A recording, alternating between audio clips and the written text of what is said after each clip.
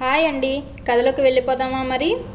తెల్లవారింది. నేను లేచి స్నానాధికం చేసుకొని చద్దన్నం తినేసరికి మా నాన్న జపం పూర్తి చేసుకొని నా కోసం సిద్ధంగా కనిపెట్టుకున్నాడు. అంతా ప్రశాంతంగానే ఉన్న ఆయన ముఖంలో గంభీర్యం మట్టుకు చాలా భయంకరంగానే ఉంది. నెమ్మదిగా మామూలు ధోరణిలోనే, నిన్న అంతా కనపడలేదు, ఎక్కడికి వెళ్ళావురా అన్నాడు. నర్సాపురం వెళ్ళానన్నాను. ఎందుకన్నాడు. ఇక ఆయనకు చెప్పక తప్పేట్టు లేదని 2-3 సంవత్సరాల నుంచి నర్సాపురంలో రమణారావు గారి ఆధ్వర్యాన జరుగుతున్న సభలు సందర్భాలు టూకీగా చెప్పాను. ఆ పైన నాకు ఆయనకు కలిగిన పరిచయం, వారికి నా మీదున్న అభిమానం, వారు నాకిచ్చిన ప్రోత్సాహం, ఈ సభ సందర్భంలో నే చేస్తున్న పని ఏమీ దాపరికం లేకుండా నిర్మోహమాటంగా చెప్పాను.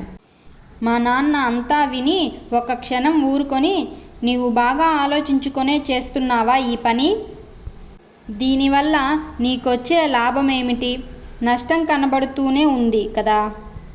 నీ చదువు చంకనాకిపోయింది. ఇంటి దగ్గర సుఖంగా కూర్చోకుండా, సొంత పనులు చూసుకోకుండా ఈ సభలు ఏర్పాట్లు చేస్తూ కూర్చుంటే నీ కొరిగేదేమీ లేదన్న సంగతి ఇప్పుడైనా తెలుసుకోవడం మంచిది. వారు నిన్ను కొంచెం స్తోత్రం చేయడంతోటే నువ్వు ఉబ్బి తబ్బింపై వారాడించినట్లా ఆడుతున్నావు. ఎన్ని సంవత్సరాలిలా వారి వెనక తిరిగినా నువ్వు బల్లలు కుర్చీలు సర్దడానికి తప్ప ఇంకెందుకు పనికిరావు. ముందు వెనకాలే మాత్రం ఆలోచించిన ఈ రహస్యం నీకిదివరకే తెలుసుండేది.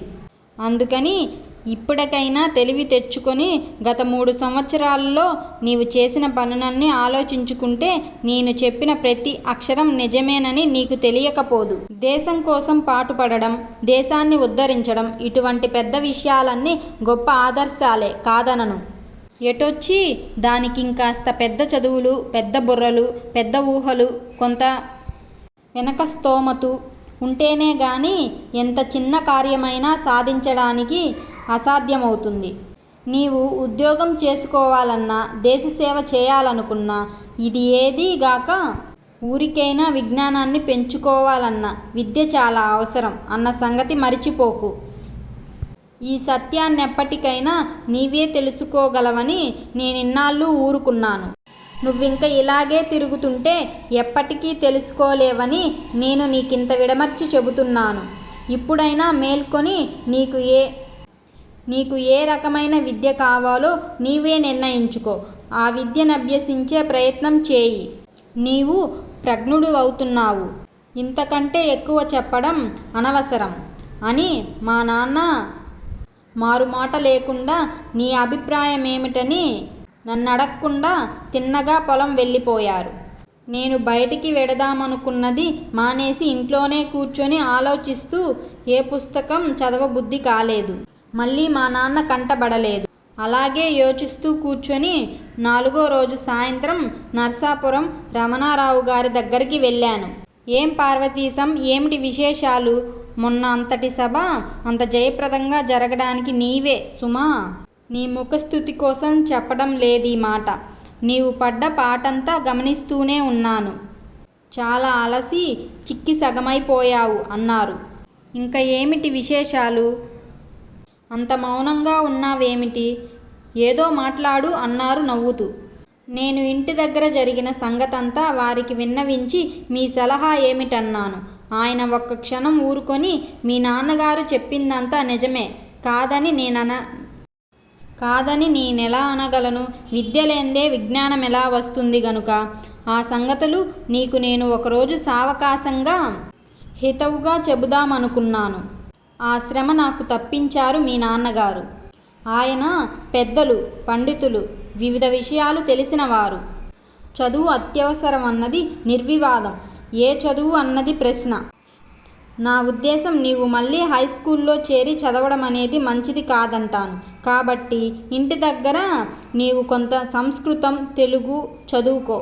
తరువాత కొన్ని పుస్తకాలు సాంఘిక రాజకీయాలకు సంబంధించినవి నేనిస్తూ ఉంటాను. అవి చదవచ్చు. తరువాత నెమ్మదిగా ఇతర విషయాల సంగతి ఆలోచిద్దాం అన్నారు.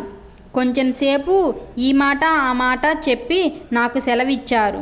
నేనింటికి చేరుకొని వారు చెప్పిందంతా ఆలోచిస్తుంటే మా నాన్న కూడా ఎంత దూరాలోచనతో చెప్పాడో నాకు అర్థమైంది. వారుభయులు చెప్పిన పద్ధతినే నేను కొత్త చదువు ప్రారంభించాను. తరచూ నర్సాపురం వెళుతూ రమణారావు గారిని ఇతర స్నేహితులను కలుసుకుంటూ కొత్త విషయాలు తెలుసుకుంటుండేవాడిని. రమణారావు గారిచ్చిన అనేక రకాల పుస్తకాలు చదవగలిగాను. అనేక విషయాలు అదివరకు తెలియనివి, ఊహించనివి తెలుసుకోగలిగాను. కలిగిన సందేహాలు అనేకం రమణారావు గారు తీర్చేవారు. ఈ పుస్తకాలు, రాజకీయాలు, సాంఘికాలు చదువుతుంటే అశాంతి ఎక్కువైంది. మతాన్ని గురించి కొన్ని పుస్తకాలు చదువుతుంటే ఇతర మతాల మీద కొంత సహనం బయలుదేరినా కొంత ఆగ్రహం కూడా వచ్చేది. మాకు నర్సాపురంలోనూ పరిసర గ్రామాలలోనూ క్రైస్తవ ప్రబోధం చాలా ఎక్కువగాను ఉండేది. వారనే మాటలు, చెప్పే విషయాలు, చేసే ప్రబోధలు ఎంతో బాధాకరంగా ఉండేవి. ఇటువంటివే ఎన్నో చిన్నవి పెద్దవి కలిసి నాలో అశాంతి రేకెత్తించి రోజురోజుకి మనోవ్యధ ఎక్కువవుతుండేది. ఇలా సుమారు 1-2 సంవత్సరాలు గడిచింది. 4-5 సార్లు రమణారావు గారి దగ్గరకెళ్ళినప్పుడు గుంటూరు నుంచి అక్కడికి వచ్చిన 4-5 పెద్ద మనుషులను దర్శించడం, వారి పరిచయం కలగడం కూడా జరిగింది. వారి వల్ల ప్రథమంగా విదేశయానం, అక్కడ చదువు, దానివల్ల ప్రయోజనాలు వగైరాలెన్నో విని ఆలోచిస్తుండేవాడిని.